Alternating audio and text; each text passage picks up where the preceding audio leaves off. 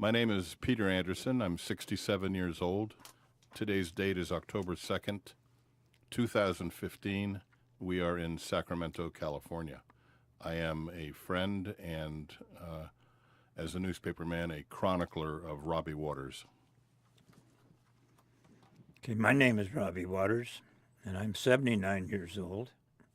Today's date is October 2nd, 2015, Sacramento, California, and Peter's my good friend. He's going to be the interviewer. This is Peter Anderson. Robbie Waters is a native and lifelong resident of Sacramento. Following a career in the Air Force during the Korean War, he returned home to work diligently as a Sacramento city policeman. He became head of homicide and then went on to become sheriff of Sacramento, followed by 16 years as a Sacramento city councilman. His entire career has been marked by a lifetime of public service and commitment to the betterment of his native city.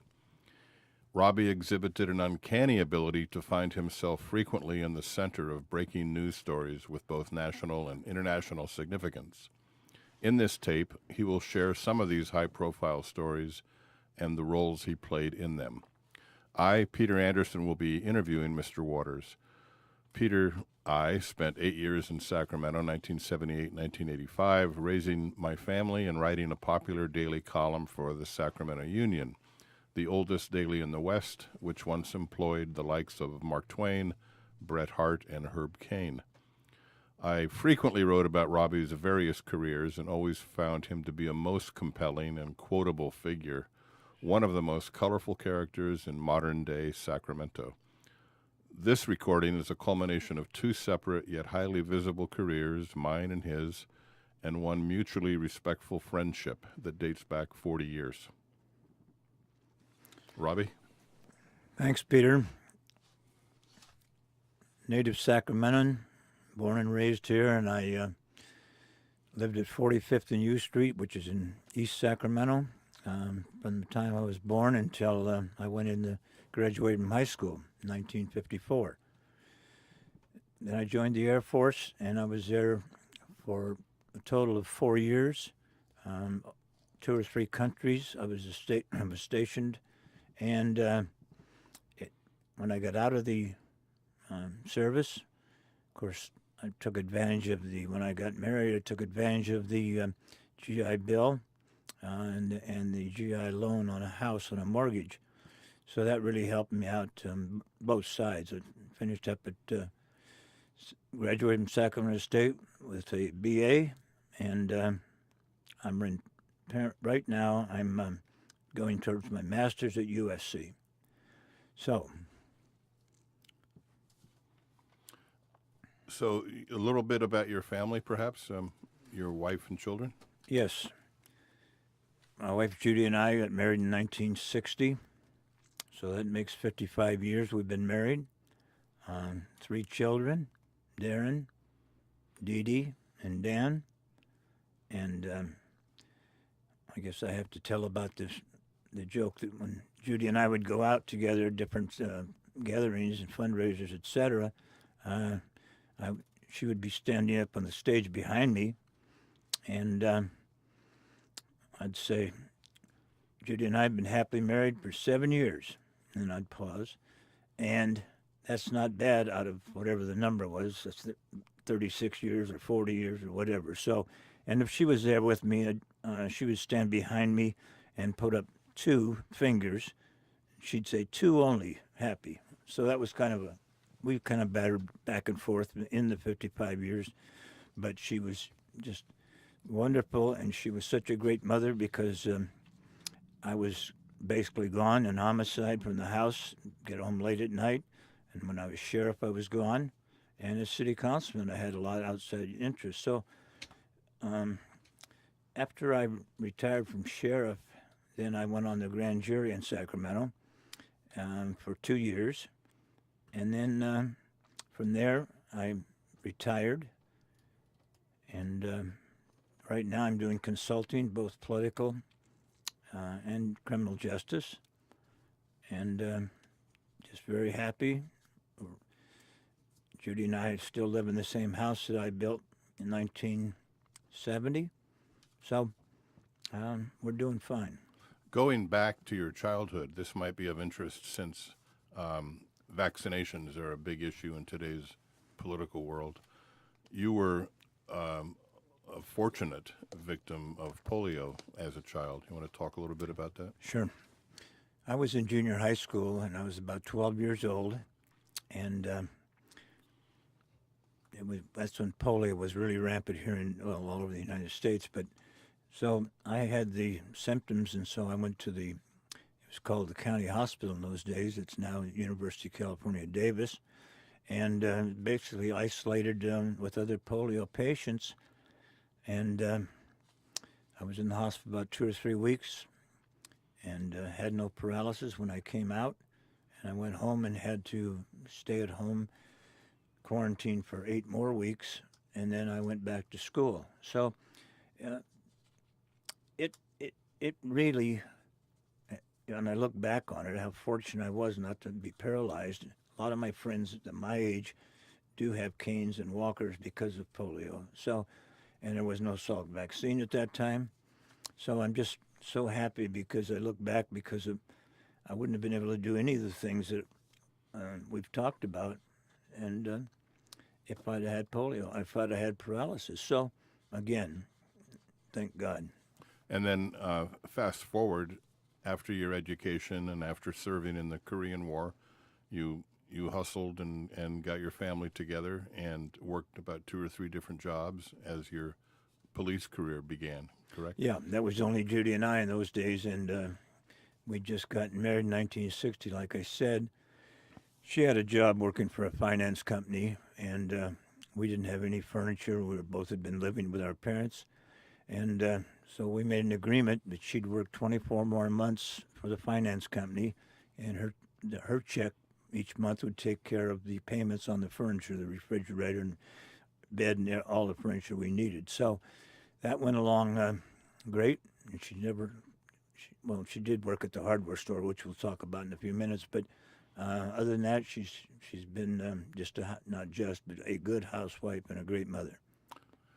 And then I came on the scene in Sacramento. You were head of homicide for the Sacramento Police Department, and that was just one example of being what I used to call in my column Johnny on the spot. And you had a very uncanny knack for being in the right place at the right time with some very high-profile cases that went down in Sacramento.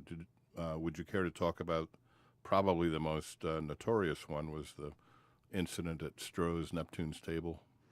Yes, actually, that was in 1974. I was a lieutenant in homicide at the time. I had a plainclothes car, and I'd respond to homicides to supervise them. And in the 5 years I was there, we had about 200 homicides. So, and I attended, but most all of them I went. So they'd call me at home at 3 o'clock in the morning or whatever it be, and I would go down there and make sure that we were doing a good job. So I was coming home from a homicide about midnight on December 24th, 1974, and I stopped at a local bar restaurant close to my home called Neptune's Table. And I was in the undercover car, and I went to get out of the car. I started to get out of the car when just 2 guys came up to me, put a sawed-off shotgun right at the window, and for some reason I thought that window would protect me. But then they opened the back driver's side door. So somebody had used my car at noon to go to lunch, and they hadn't relocked all the locks. So when they get the back door open, here comes a shotgun to the back of my neck. Get out of the car. So I did. And so I got out. The fellow with a shotgun stuck it under my chin and said, "This is a robbery. Give me all your money." So I said, "Okay, fine." I tried to bluff him. I said, "I just got paid today. I've got $300 in my wallet. You can have it all. Just don't shoot." So as I reached back to get my wallet, I got out my .357 Magnum out of my holster, which was underneath my sport coat. He didn't know I had one, of course. And I stuck it right in his stomach, and I said something to the effect about, you might get me, but as I'm going down, I'm going to pull the trigger, and you're going to get it right in the stomach type thing. So that didn't work. He just kept it up. So then I reached with my other hand, in my left hand, I reached into my sport coat pocket and came out with my ID badge and my city lieutenant's badge and showed him, told him I was a police officer, and let's just put the gun down and let's just leave it like it was an attempt robbery instead of going any further with this. So his partner, he told his partner, go get our car. So he went a couple aisles over and got their car. He came back, and I can recall him reaching over to the passenger front door and opening it and pushing the door open for him. And he kept saying, kill him, man, kill him. He's a cop, kill him. And this is kind of hard. I don't even recall what happened next for the next minute or two, but I shot him, and as he fell back, the shotgun went off over my head, and so in fact he didn't have the safety on. In fact, it was loaded. So again, thank God that worked out all right. And the detectives went in and talked to people in the bar, and they said they heard a large boom, and then, let me correct that, they heard a sharp crack like a firecracker, and then a loud boom. So that means I shot him first, and he was falling back. His shotgun went over my head, so it was loaded. So anyway, that was a pretty. To finish it up, after the driver kept saying, "Kill him, kill him," and then this is kind of what I don't recall, but evidence shows, and he took off and squealed the tires, took off through the parking lot, and turned right onto Southland Park. And then now I can, at that time I get back what I can't still pull up, and that's I hear the tires squealing on the car.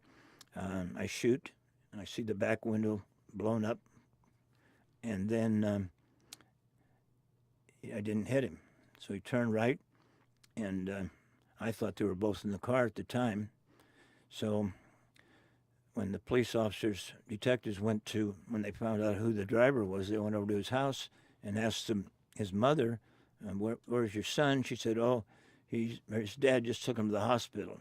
He was working on his car, and the fan belt took the end of his thumb off, which, when we put it all back together, the bullet passed by his ear and took off his thumb, which is about in the 12 o'clock position, and then out the front window.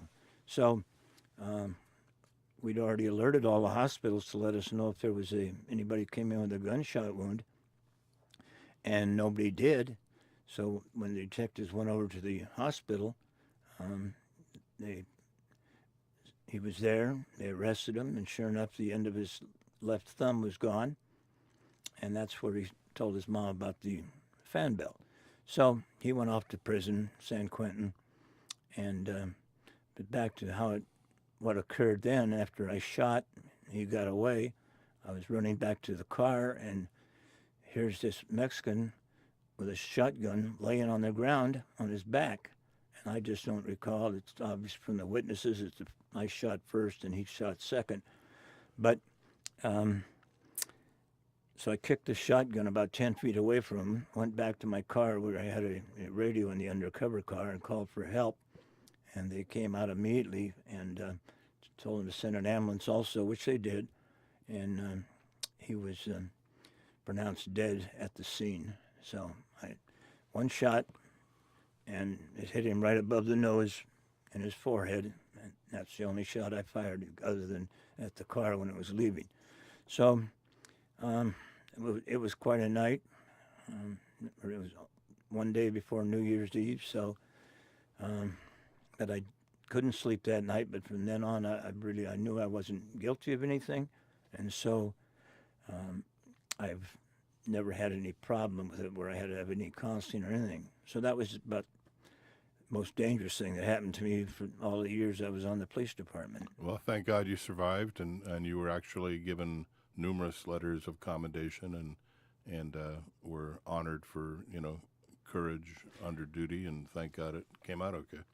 Yeah, I was awarded the Silver Medal of Valor from the police department, which is the second highest. There's gold, and then there's silver, and so mine was a silver, and I was the first one to receive a silver in my career. And then, in addition to that, many organizations put me in for, or gave me certificates for Police Officer of the Year for 1974, and they submitted my name to the Parade magazine on hero cops type people once a year, and I didn't make that magazine. But again, it doesn't bother me. I just get a little quite choked up, actually, just describing what happened at the scene. Mm-hmm. And then I remember in quick succession, while you were still in the police department, President Jerry Ford came to Sacramento one day, and there was an assassination attempt in Capitol Park that you were also involved in. Yeah, the 1975. Yes, and that was Squeaky Fromm. She was one of the Manson clan, and she was living in Sacramento at the time. And I wasn't at the scene. The president and his bodyguards from the Secret Service were walking from the Senator Hotel across Capitol Park and into the Capitol, where they were going to have a meeting with the governor. And she came out behind a tree and pulled the trigger. She was about 5 feet away from the president, and it was just a click, because she was so nervous. She hadn't cocked one in. It was an automatic pistol, and she hadn't cocked one into the chamber yet. So she cocked it again, and before she could pull the trigger, the Secret Service man knew he couldn't stop her from pulling the trigger, and so he put his hand right on top of the gun, and the hammer came down on his flesh and cut his hand open, but it did not go off, of course, because he was able to stop it by putting his hand there. So, and then after that was all done, they brought that's where I first met her.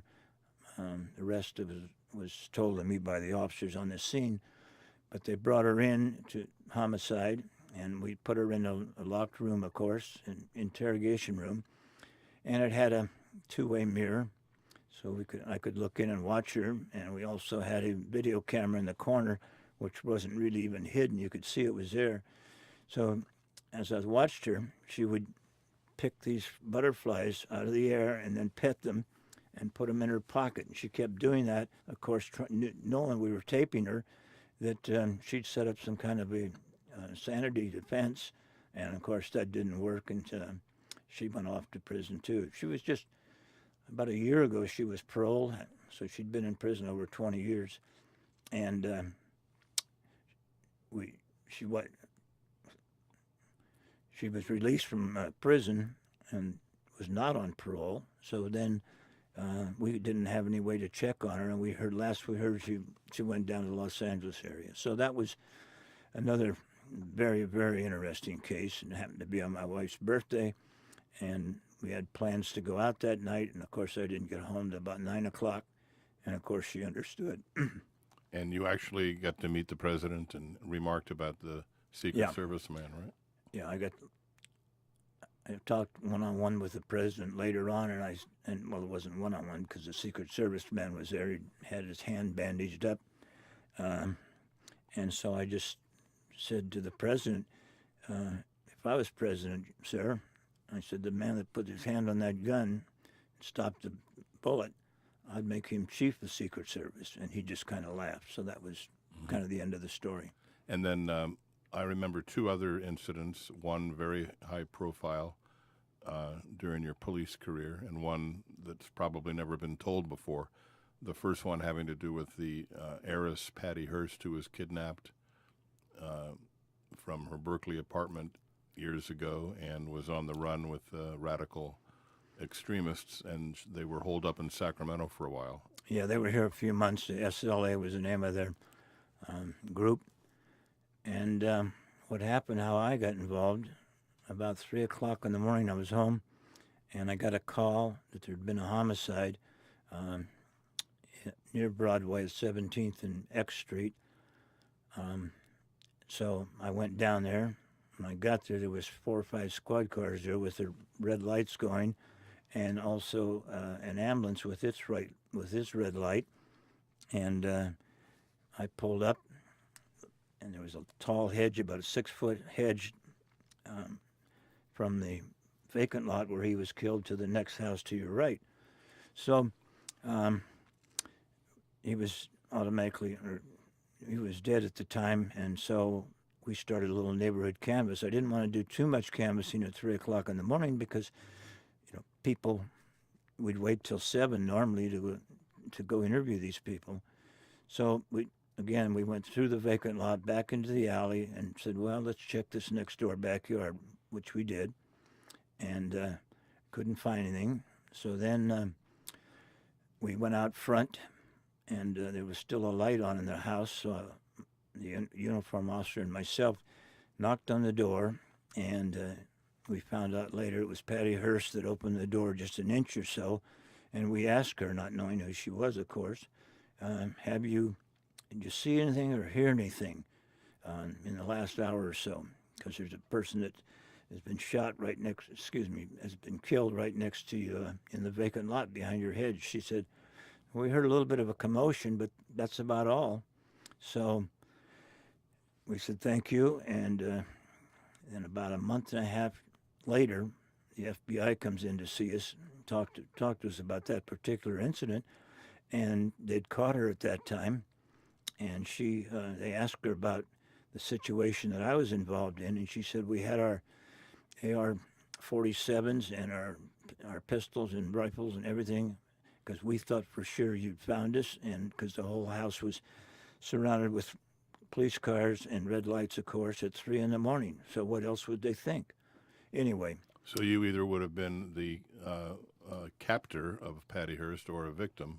I wouldn't be sitting here today if they'd have started shooting. They didn't, but they told the FBI how much ammunition and firepower they had inside the house. So we were fortunate, and so that was probably one of the most interesting cases I've been involved in.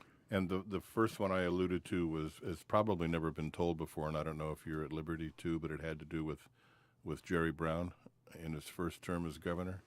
Yes, I've never spoken about that before, but basically what happened was Governor Jerry Brown was running for re-election, and about a month before the election, there was a plot put out to embarrass him, and basically what it was that he always had lunch at the Senator Hotel, which was right across the street, and basically they set it up. They didn't know each other, and whoever put this in place, they didn't know, of course. So the plan was when he got up to go to the bathroom, to use the urinal, one person would stand next to him, and the other person would be hiding in one of the stalls, and then the person standing next to him would yell out, which was the governor, of course, what's your name? And he told him his name. Of course, it wasn't the real name, but then he reached over and grabbed a hold of his penis, and they both took off. So in those days, there was some question, I guess, around town whether Jerry Brown was gay or not. So I went back to the department. Where I got the information was from an informant that helped me solve about 5 homicides while I was in homicide. And he was the one that called me and told me this plan was going to go down.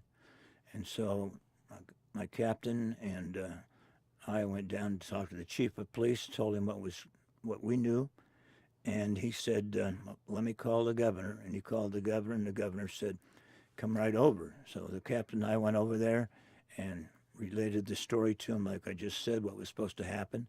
And he looked very shocked, and when he was all done, he said, thank you very much for the information. And we said, well, we hope it won't come back that we're the ones that told you. He said, no way, that won't happen. And I said, plus I'm not going to go back to the Center Hotel until after the election. So that was another interesting case I was involved in. And then towards the end of your city police career, you got it in mind to run for sheriff of Sacramento, which was a successful campaign. Yeah, I was a lieutenant, and I'd had all the publicity from being the lieutenant in charge of homicide. So, and I had good name ID. So I decided that I would run in 1982, and I talked to the chief of police, who was Jack Kearns at the time, and he said, you can't work if you're going to run for sheriff. So I'd been planning this for some time, and I had about 6 months worth of vacation built up that I never used, and a few other weeks. And so when I announced in September of 82 that I was going to run, September of 82, that I was going to run, and I then took a leave of absence and started campaigning. And long story short, in the primary in June, there was about 6 candidates, and the top 2 vote getters would go up in November when the general election. And so it was sitting Sheriff Lowe and myself that were the top 2. So and the others, of course, didn't get into the runoff. But in the primary, he had about 46%. I had 46%, and he had 48% of the vote. So I basically used that during my campaign, that if you wanted him, you would have elected him in June. You didn't get to 50%. So kind of to end up that story, it was a real stressful night when the returns were coming in November. He was up by thousands of votes, and then I was up and down. So towards the end, basically, I was about 3,000 votes behind him, and there was only a couple more precincts to count. So most of the people headed home, and I was very disappointed until the votes started turning around, and I caught up with him, and then I went ahead of him, and it was 350,000 people who had voted in that election in Sacramento County. So I won by 900 votes. So if those people, 450 of them would have voted for the sheriff that was sitting, it would be a tie. So when I've gone out to different schools as a guest speaker, I always talk about every vote that counts, and I use that as an example. And then your sheriff's career was pretty colorful. I remember writing about it frequently, and one of the comments I would make is that you streamlined the department and modernized it and brought in helicopters and to patrol the area. The department, under Sheriff Lowe, the department was falling way behind on everything. So I went in with the attitude that we were going to do things differently, and got a couple of helicopters donated to us from the Air Force. And so I also started what they're called Thumbs Up, which is a process that we put into Sacramento where you could voluntarily take your children, get them fingerprinted, and so thank God if anything ever happened to them, or anything, automobile accident or whatever, we couldn't identify them, we had their thumbprint. So that, there was over 50,000 kids that we fingerprinted during that time.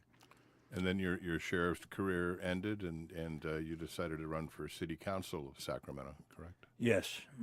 You left out one thing. Basically, I was elected in 1982 and 19. The dates I get mixed up. And 1984, I'd been out to a couple of fundraisers and a couple of swearing-ins for judges, and had been drinking. And on my way home, I went off the freeway and hit a pole. Nobody was hurt, thank God. And it's the biggest mistake I ever made in my life. And I'm sorry I've done it, or sorry I did it. And since then, I don't drink and drive. So that, of course, cost me the election, I think 2 years later when I was going to run for re-election in 86. Of course, they really beat me up bad, newspapers and my opponent, and so on. So it really cost my job. So I was upset, but I knew it was my fault. I had to look in the mirror and said, nobody put a gun to my head. I just made a mistake. So then what? Then the city council. Yeah. And then, so then after that, I retired from the sheriff's department. We opened a True Value hardware store and a custom picture framing store where my family all worked with me. And we were there since 1989 until about 2003. And we were just really doing well. And in comes Home Depot a mile from us, and of course put us out of business. So we were lucky to get out of our lease. And the niche I had was the picture framing, so I took that down to a smaller space, and I had that for 6 years until I went on the city council.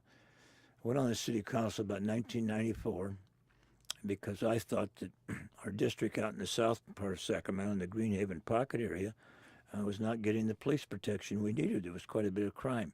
So that was my platform. So I was elected in November of 94 to city council, and I served 16 years. And I was vice mayor 2 of those years, and it was really something different. It was just so political, and I was the only Republican on the whole 9 city council people, and I was for the whole 16 years the only Republican. So, but I got shot down many times on conservative things where the liberals wanted to go the other way. So, well, the final word maybe would have to do with the most simple question of all: why do you love Sacramento? You've obviously left a impressive footprint on the city and the county. I've had such a great life from the day I was born, the way I was raised, and the career we've already talked about. And so, I had never had any intention of moving out of Sacramento. And I'm still there. I built my own house out in Greenhaven in 1970, and we've lived there since. Judy, my wife, and my 3 children, as I think I said, Darren, Dee Dee, and Dan. So now it's just Judy and I living there because they all left the house after they got married. And so, I guess that's sum it up the best I can as to why why I've stayed in Sacramento. I have a lot of friends, and of course, being sheriff and being city council for those years, I went to a lot of things, met a lot of great people I never would have been able to meet if I hadn't been elected to those 2 offices. And before we close, I just wanted to cover another incident. It was a trip to Washington, D.C. every year by the Chamber of Commerce, and it was called Cap to Cap. Basically, we would go back to Washington, D.C. for 4 or 5 days and lobby the congressmen and the senators. Capital to capital. Yeah, capital to capital was the name, and we lobbied them, and they're still doing that, and it was just a real good experience for us. I was able to get $100,000 from the Washington, D.C. Attorney General for part of the construction of the new jail downtown.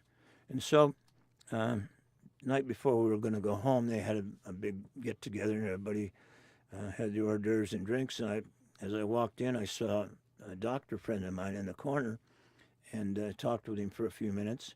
And he had a glass of wine in his hand, but I could tell he hadn't been drinking. And then I went off to talk to some other people. I looked back, and he was in the corner, and he dropped his glass of wine on the floor, and he was doing the Heimlich motion with his hand up to his throat. So I went over there and performed the Heimlich on him, and didn't do any good the first time. So I reached down, squeezed him tighter at the belt, and then he threw the piece of steak up, and everything was fine. So it's kind of embarrassing to me now because every time he sees me somewhere, he always says, "There's the guy that saved my life." But I kind of made the deal with him. Okay, I saved your life, and you're going to go back to Sacramento and save 10 more. So pay it forward. Huh? Yeah. So anyway, but did want to mention one thing in closing. In closing, one of the most humbling things that happened to me in my career is in 2009, they built a library in the Pocket area, and it was something I tried to do from the day I got in, because the library closest to us was always overcrowded. So we finally got it in place in 2009. They started, in 2006, 2009 they finished it, and then in honor of me being on the council for 16 years, they named the library after me. So it's known as the Robbie Waters Greenhaven Pocket Library, and it's a very modern library. And basically, there's a junior high school on the same piece of property, and the state law says if you're going to have a high school or a school of any kind, you must have a library. So we teamed up with the school district to cut the expenses in half, and now the students at the school come over to the library at 8 o'clock in the morning, and it's closed till noon. They're in there doing their studying. Then it's open to the public. So, but normally they don't name places or monuments or anything until you pass. So again, I was very humble, and I guess looking back, other than my wife and the birth of our 3 kids, I've never felt more humble. And everywhere I go, in the Pocket now, grocery store, hardware store, or wherever, people just compliment me on what a great library it is, and so on and so forth. So again, it was the most humbling thing of my career. Well, you're a real-life Clint Eastwood who went on to the city council like he went on to be the mayor of Carmel. And, Yes. Except he was an actor and you're the real deal. Okay. Well, I guess okay. So we've got 2 minutes left, the engineer tells us. So I wanted to see if I missed anything in my notes here. Basically, I think I've covered, Peter, you've asked all the questions, and I've been able to answer them all. You might want to mention that you're not really fully retired. You're doing consulting work now. And Yeah, when I left the city council in 2010, of course, I went on the grand jury for 2 years and started a consulting business, basically consulting in law enforcement and politics. So that keeps me somewhat busy, and it's sure nice that we don't have to go out to dinner all the time like we had, and had to go to different meetings and receptions and so on. So it's nice to be able to be home with my wife, and she's a good cook too. So anyway, I just want to thank Capital Public Radio for doing this for us, along with the Sacramento Library and the StoryCorps. And I'm, again, very happy and thankful that you did pick me to be interviewed. Thank you.